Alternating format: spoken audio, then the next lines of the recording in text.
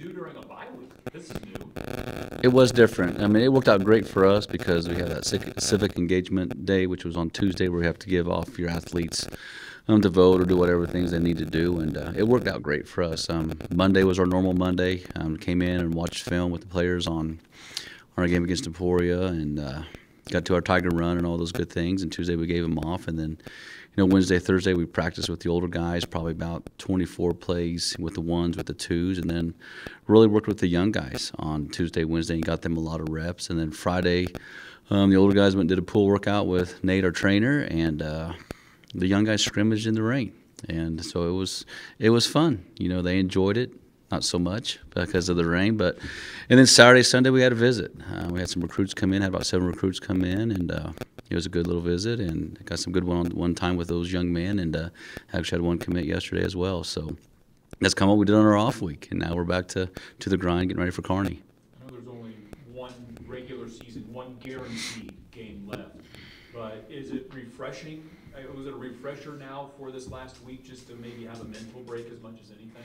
I think it was. It's still odd, as a coach, and I think even as players, you're just so used to the routine of, practicing daily, getting ready, to get on the field and get after it continuously, and preparing for a game, watching your film, doing all those things, and it was a little bit off, just a little bit, but it was kind of refreshing probably for them more than us coaches, because we did have the visit and all those things going on, and we were still trying to prepare for Kearney and watch film and get a game plan together as well. So we probably actually put more hours in, last week than we did, the previous weeks. But it was a good week, and it was kind of refreshing probably for our kids to get away, and also just let them get a little bit healthier than what they were, after the Emporia game, with not giving them so many reps, because I feel like they're fresh now and they're ready to go, and they had a great practice yesterday. With the young guys, did you like what you saw from some of those youngsters? Because there'll be a lot of them vying for playing time next year, it seems like. Yeah, I did. It's just hard in the rain, and it was cold, and trying to get a great evaluation of them. But through the week of practice, I thought they did some good things. You can tell they forgot pretty quick, what we do on offense and what we do on defense, with just them going to the scout teams and being away from it for so long. But there's some talented kids in that young group across the board, offensively, defensively, and even on some special team stuff. So, but I was pleased with them. They worked hard. They did the things we asked them to do, and hopefully they got better from it. Talk about going into this Kearney game. The region rankings came out on yesterday. You guys are at 8, 7 get in. Do you have a scenario? Is there a scenario board? Is there something that you tell yourself, if this happens, Fort Hays State can be in? We have to worry about our game. I think that's the number one thing, is we need to go down to Kearney and play very well, and come out there with a big win. I mean, they're a very good football team. They've been in every single football game as well. So I know they're a good football team. We just need to take care of ourselves this week and try to go down there and get a big win. That's what we need to do. We need to play physical. We need to do great things defensively, and try to give up a minimal amount of points that we possibly can. And we need to try to score as much as we can offensively, and just kind of, you got to kind of set the tone and let people know who you are, and that we are for real, and that we are a good football team. So our kids just need to lock in this week of practice and get ready to go. There's all kinds of different scenarios you can look at, but the more you look at it, the crazier you can get. So I just quit looking and just hope for the best. And you never know, things can happen as well, and in other regions as well. I mean, Kearney a couple of years back went and played in the Super Region 4 as well. So who knows what might happen? Maybe that'll happen for us as well. But hopefully we're still playing after this week, whether it's a bowl game or playoffs. But there are some things that need to happen for us to get in the playoffs. You look at Kearney's defense; they seem to be really good up front, and a lot like Emporia in the sense that they're very opportunistic. A lot of takeaways. What's going to be the challenge for Caleb and the rest of the offense against this Wilbur defense? We just got to protect him in the pass game, and not let those guys get to him. They're big, they're strong, they're pretty athletic, and then we got to be able to establish the line of scrimmage in the run game and get some movement and establish our run game and get it going, and let Shane run crazy and let Caleb run crazy. But they really are good up front with the things they do defensively, with bringing different blitzes from different sides and different angles and in different areas and different coverages. It's man coverage or cover 3 or even some cover 4 stuff. Just being in the right right spot and recognizing those things. But it all comes down to their preparation this week in practice. The more they prepared and watch film together and see those things that they're doing to us, the better off our kids are going to be, because we can only spend so much time with them as coaches, with the care hours and things like that. But our kids have been pretty good with it so far. But it's the film room, and that's really where it is, and what we do in practice and how we see things in practice is really going to determine how we play this weekend. You mentioned Shane, and obviously back-to-back 200-yard games.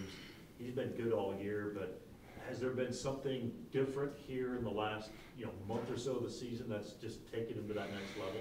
I think it has a lot to do with just our old linemen really starting to take that next step as a unit. And once they do that, it allows for bigger holes to run through.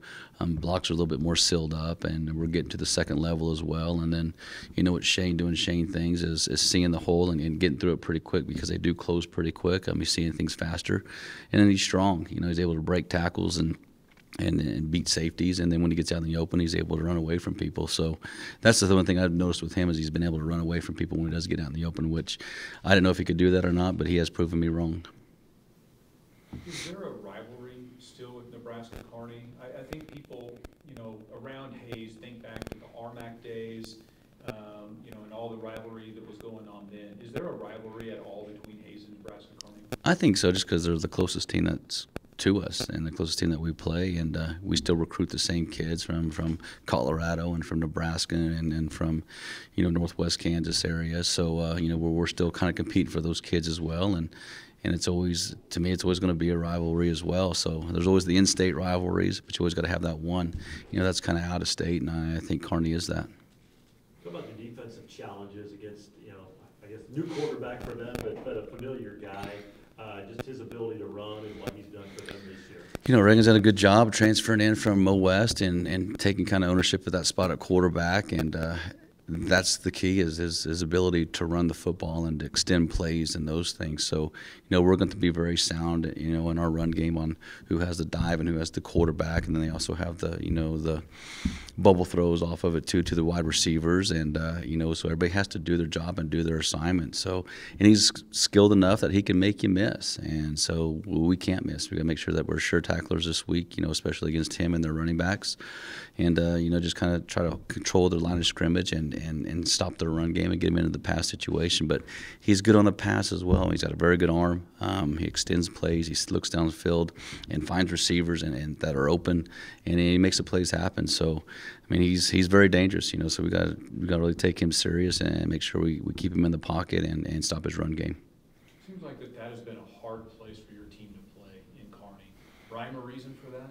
No idea, no clue. It seems like every road trip this year, except for one's been a hard place for us to play. So hopefully we've broken that little streak there of losing on the road. And but I think Kearney it is hard. It's kind of a different area. It's a big open field.